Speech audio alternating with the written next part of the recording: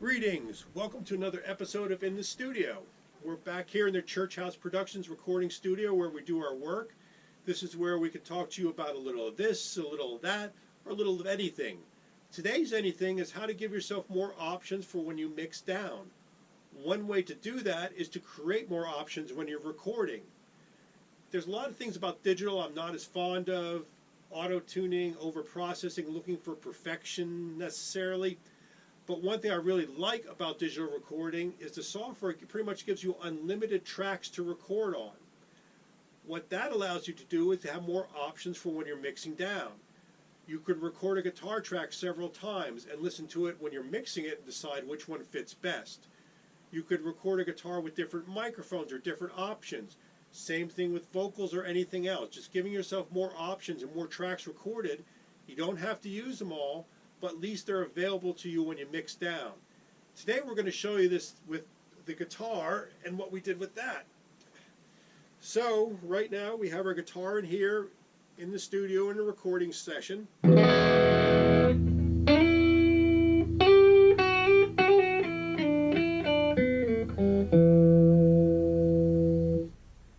What you're listening to the guitar through now are the studio monitors that we're going to be used for mixing. And that's what, when we're recording, we're going to listen to it through there to play through too. But the question will be, where's everything else? Where are the amps? Where's it coming from? Well, that's what we're going to show you today, and we're going to show you what we use them for. So here we are, still in the studio proper, again, working on guitar sounds, listening to it back through the studio monitors. Everything is going into the studio boards. That's where all the mics are running into. Running them through various preamps and compressors going to the boards. But let's show you where those amplifiers are that we're recording. So we'll start by saying we're going through this guitar. And that guitar starts out going to a stereo chorus pedal. That's being used to split the signal to run to two different amplifiers, which in this case we're doing to get the more sounds. But let's go find those amplifiers. They're not in this room. So we'll leave the control room. Again, the joy of living and working in your own studio, especially here in the church, is the fact that we have beautiful high ceilings to record in, a variety of floorings and tiles and rugs, all sorts of sound bounds, but we're not using the big rooms today. We're using a small room. And that small room would be right here.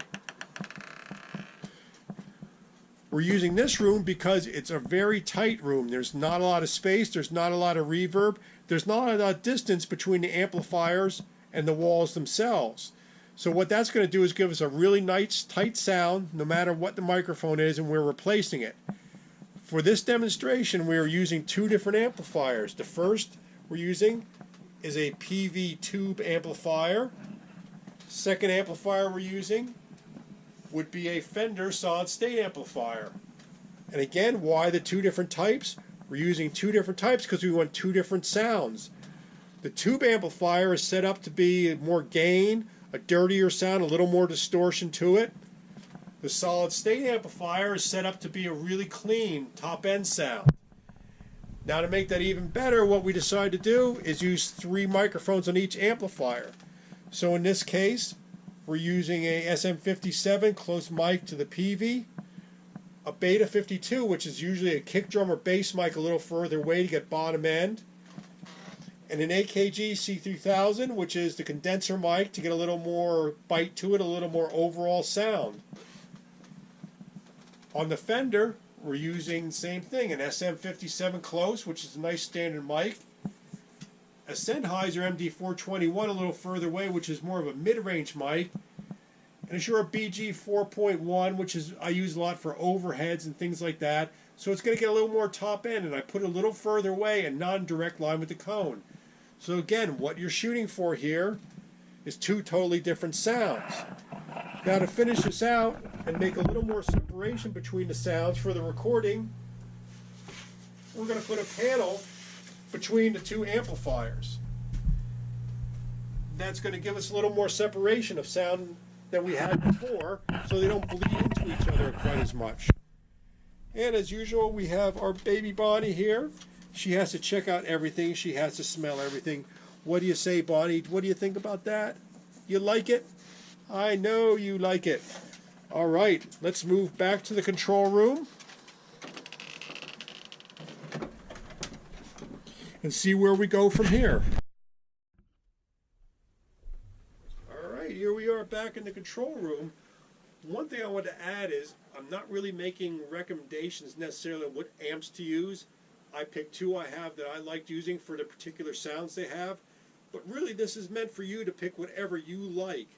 There are a lot of YouTube channels and blogs that'll tell you tons about different amplifiers. They're very tech of them, how they work, what the sound is, what's the best way to get a certain sound, what's the best microphone to use. I'm not worried about doing that here. You can take whatever we saw in that other room and exchange it for whatever you have. The whole idea of what you're trying to get is different sounds, different mic sounds, different amp sounds. So whatever you decide to use to get those is fine. That'll work fine. What you're looking for is you're recording one track, and while you're recording it, you're getting a large variety of sound. So just as a little demonstration of what we're hearing, now remember, it's not necessarily going to be the greatest definition of sound, not a big difference between some of the sounds we get, but let's go play through and see what we get when we listen to different microphones. So what I'm going to do, we have 6 microphones. I'm just going to pull up one channel and one microphone at a time so we can hear sort of what it sounds like. Number 1.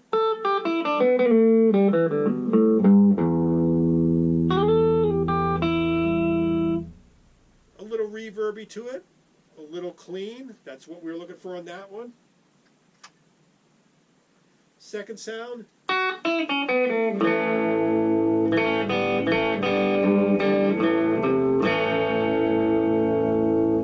A little more bite, a little dirtier.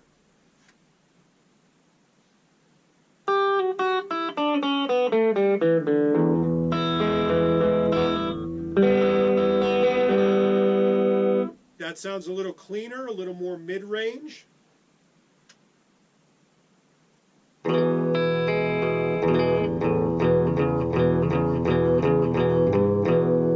A little fuller sound, a little more bottom end to it.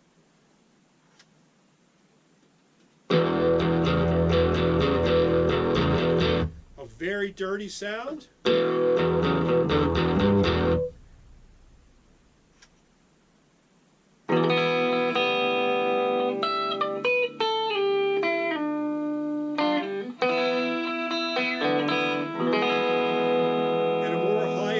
Sound that we're taking out of that microphone.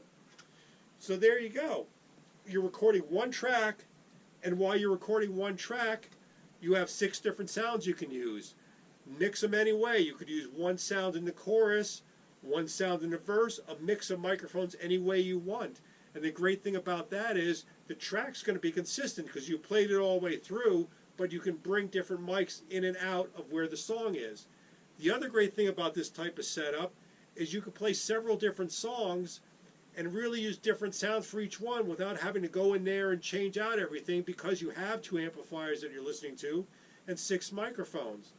You could do something different by just changing out the guitar. Again, the whole idea of this, the whole works, was all about options. Giving yourself options for when you mix down, giving yourself options in recording. Hope this was interesting. If you have any comments or anything you want to shoot it back to us, and let us know. Thanks for joining us for another episode.